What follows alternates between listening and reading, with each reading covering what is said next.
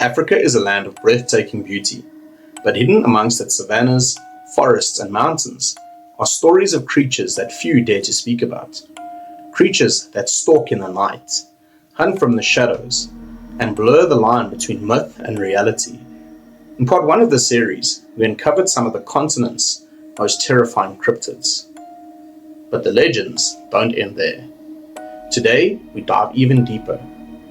From the glowing firefly spirit that feeds on the blood of humans, to the ferocious beast that hunts in the hills of Kenya, and the giant spider in the rainforests of the Congo.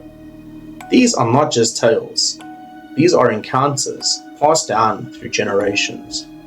Whispered warnings to those who wander too far. I'm the Gingerbeard Man, and if you're a fan of the macabre, mysterious and miraculous, then you've come to the right place. So, are you ready? Let's go hunting for cryptids.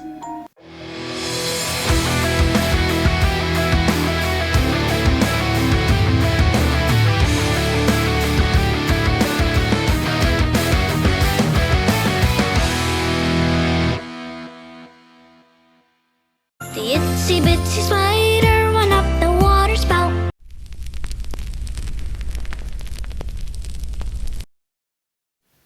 In the quiet villages of Togo and Ghana, nights are often filled with the hum of insects, a chorus of crickets, and the occasional flicker of fireflies dancing above the fields.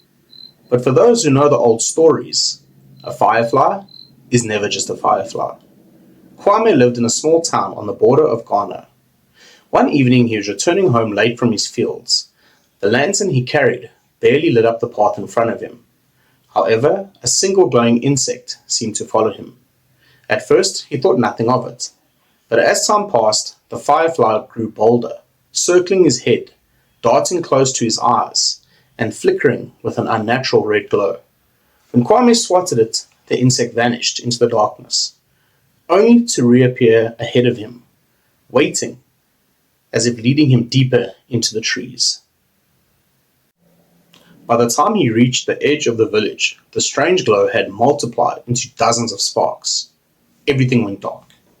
The next morning, Kwame was found feverish, weak, and covered in mysterious bite-like marks. The elders whispered that he'd been touched by the Adze, the vampiric spirit that takes the form of a firefly, slipping into homes and feeding on blood whilst its victims sleep. The Adze comes from the folklore of the Iwu people of Ghana and Togo. However, unlike many cryptids that are described as half animal or half human, the Adze is said to be a shape-shifting spirit. In its insect form, it resembles an ordinary firefly, but once captured, it reveals its true nature, a vampiric being with an insatiable hunger for human blood. Tradition tells us that the Adze is especially attached to children, feeding on their life force and leaving them weak, sickly, or dead. Those who survive are often left cursed, inflicted with misfortune or prolonged illnesses. The Adze is also a form of witchcraft, and some people believe it is able to command or even become spirits to torment enemies. In folklore, the Adze has two main forms. Most often it's an insect form, glowing like a firefly and moving swiftly through the night. In this state, it slips through cracks and huts and under doors, impossible to block out or even corner. However, if it transforms, it becomes a vampiric being, one that is a lot scarier and never ever leaves its victims unscathed. Some villagers believe that strange death or sudden illness is due to the work of the Adze. Even in modern times, it is still believed to an extent. Is it truly a vampire, or is it a firefly that is just mistaken for something else? One thing is certain though. At night, if you're walking and a firefly hovers a little close to you, you might want to second guess what is watching you.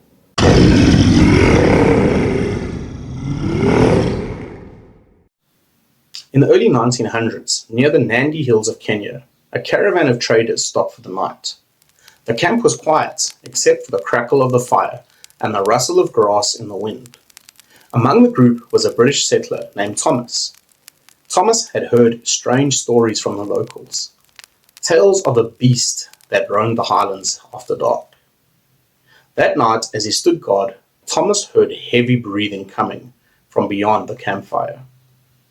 At first, he thought it was a lion, but the silhouette that emerged from the tall grass was unlike anything that he had ever seen in his life. Its shoulders were massive, sloping downward toward its hindquarters. Its head broad and low, which reminded him of a hyena, but its size was far too great to be that of a hyena. The beast growled, baring jagged teeth, and in a flash it charged at the livestock. The men shouted, firing into the night, but the creature vanished into the darkness, with a goat in its jaws.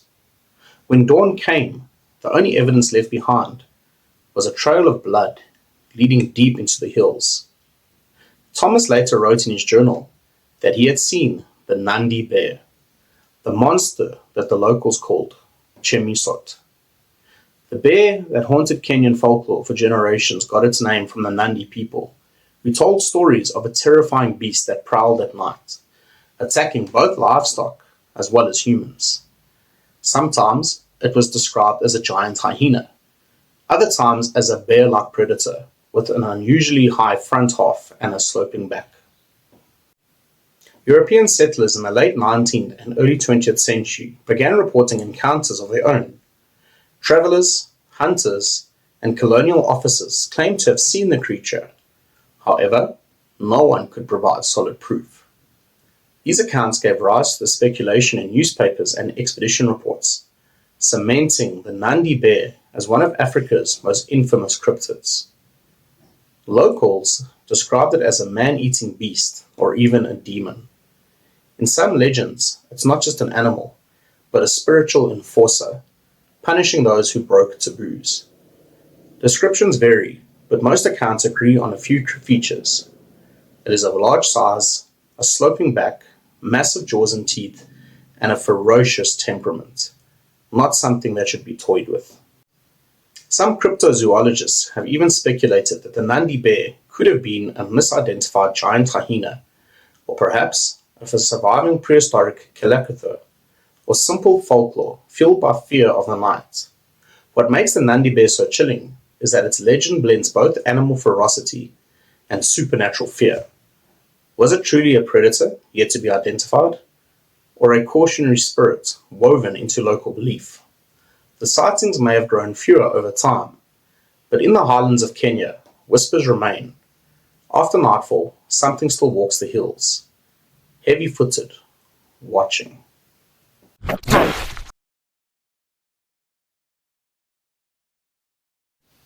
Deep in the dense rainforest of the Congo, an expedition of missionaries as well as local guides set out to chart an unmarked stretch of river in the 1930s.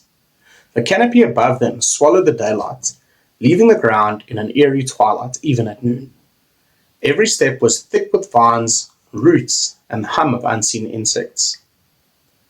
One evening as the group pushed forward, a young guide by the name of Mark stepped off the path to clear a tangle of brush ahead of them. Moments later, he let out a scream. When the others rushed towards him, they froze. Stretching across the trail was a vast circular web, its strands thicker than rope. In the middle crouched a spider, so large that its body was the size of a dog, with legs spanning 6 feet from tip to tip. The creature lunged forward, moving with terrifying speed. The men hacked with their machetes as gunfire cracked through the trees. By the time the dust had cleared, the spider had vanished into the deep undergrowth, leaving behind only a half-crushed nest, as well as the heavy scent of musk. Mark survived, but his eyes were wide with terror. He swore he had seen the J'ba Fofi, the giant spider whispered about by villagers for generations. J'ba Fofi, which means giant spider in local Baka, is one of the most frightening cryptids said to roam Central Africa. Stories describe enormous spiders weaving webs strong enough to trap small animals, and in some instances, even fully grown humans. For centuries, local tribes have warned outsiders to beware of these creatures. According to accounts, the spider builds funnel-shaped burrows, camouflaged with leaves, springing out at prey that draw too close. Western explorers first recorded tales of the J'ba Fofi in the early 20th century, and a handful of reported sightings have since fueled speculation that such creatures may still lurk in the untouched rainforests. Eyewitness reports describe the J'ba Fofi as having a leg span of between 4 and 6 feet, thick, powerful legs, fangs long enough to deliver venom allegedly capable of killing multiple humans, and nests built low to the ground, camouflaged and extremely difficult to see until it is too late. Some researchers suggest that the J'ba Fofi could be a cultural memory of a real prehistoric spider, or simply a misidentified giant tarantula, magnified by fear and stories. Yet the details remain eerily consistent across multiple stories. The thought of a spider the size of a car tire hiding in the dense Congolese rainforests is enough to keep most travelers up awake at night. Whether it is myth, misidentification, or something waiting to be rediscovered, the J'ba Fofi reminds us of how little the world's wild places we know. And sometimes, in the darkest corners of the jungle, legends may be closer to truth than we dare believe. Legends are powerful things that can terrify us, warn us, and sometimes they can even protect us. Whether these cryptids are misunderstood animals, cultural echoes of forgotten species, or something truly supernatural, one thing is certain: Africa's stories still have the power to unsettle us. The Adze said to slip into homes in the form of a firefly, the Nandi Bear, a predator feared for its ferocity, and the J'ba Fofi, a spider that could snare a human. Each remind us how fragile the line between myth and reality really is. But what do you think? If you were left alone with one of these cryptids, which one do you think you'd have the best chance of surviving against? That'll be the end of our story today, guys. Stay safe. Stay curious. God bless.